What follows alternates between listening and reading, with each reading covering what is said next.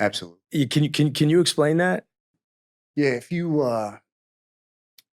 walk into a room, all right, and you're the kind of person that people just naturally want to be around, people want to listen to you, like they want to find out what's this guy's hustle, what's he all about, then you have the ability to be a good undercover. It is not about getting earrings and growing your hair long and lifting weights and being a tough guy, because eventually, these guys we're working on, they're smart guys. Yeah.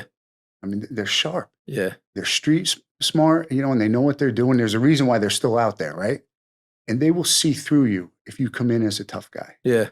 And, I have my example of that is my first biker case I did. So I got the call back in 1999 to do a case on the Outlaws motorcycle. And where was this? In Atlanta, Georgia. Uh-huh. And I learned later that the only reason I got that call was because I was the only other agent in the Atlanta Field Division that had a motorcycle license on my undercover license. It wasn't because of any skill or anything I had. So the story was there was a ATF agent who was already undercover with these guys, and his partner was a task force agent with the sheriff's department. And as they started getting embedded and it started getting deep, and the Outlaws had asked them to go to Bike Week in Daytona with them, that the sheriff's department pulled their guy. They said, listen, we didn't sign up for all this. And they pulled their guy. So he needed a partner. And I got the call. And the only reason I had a motorcycle license on my undercover license was because when I was 18 years old, I had a Yamaha Virago for like 6 months. Right? And I didn't know how to ride a Harley. I'd never ridden a Harley. I knew nothing about outlaw bikers. Really? Nothing. So, and I remember driving from Savannah up to Atlanta, calling my buddy who did ride Harleys up north and saying, hey, bro, on a Harley, is it when you shift, is it one down and then four? He was like, dude, what are you getting yourself into, man? And so I get there, and there was 2 informants and the ATF undercover guy. And, the informants were big biker dudes.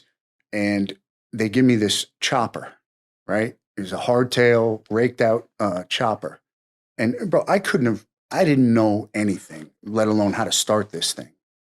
So right off the bat, they're like, hey, follow us. We're going to the clubhouse. This is my first day. So it was nighttime. It was kind of misting. It's North Georgia mountains. And they take off, and all I'm seeing is taillights. I'm trying to keep up.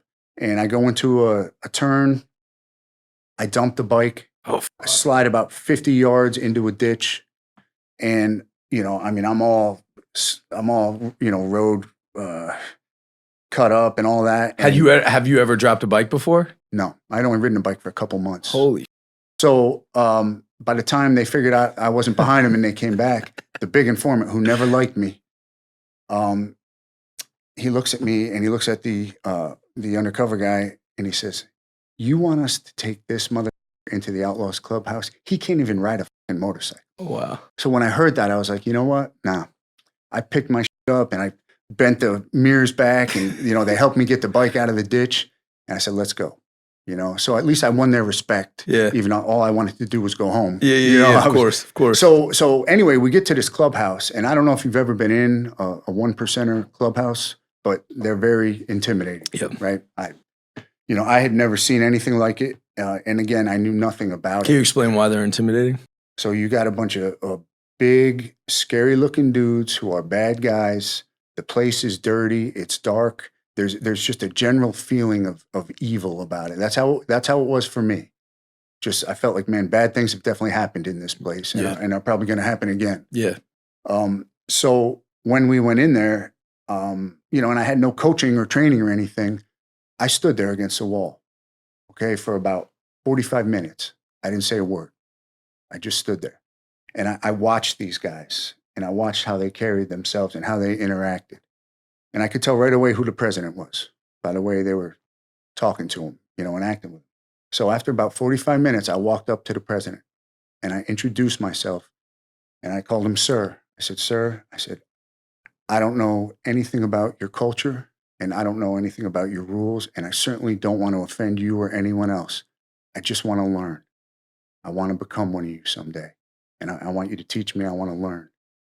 So I kind of appealed to his ego. Yeah, sure. And he saw he saw this big gorilla that he could mold, Yeah. and he loved that.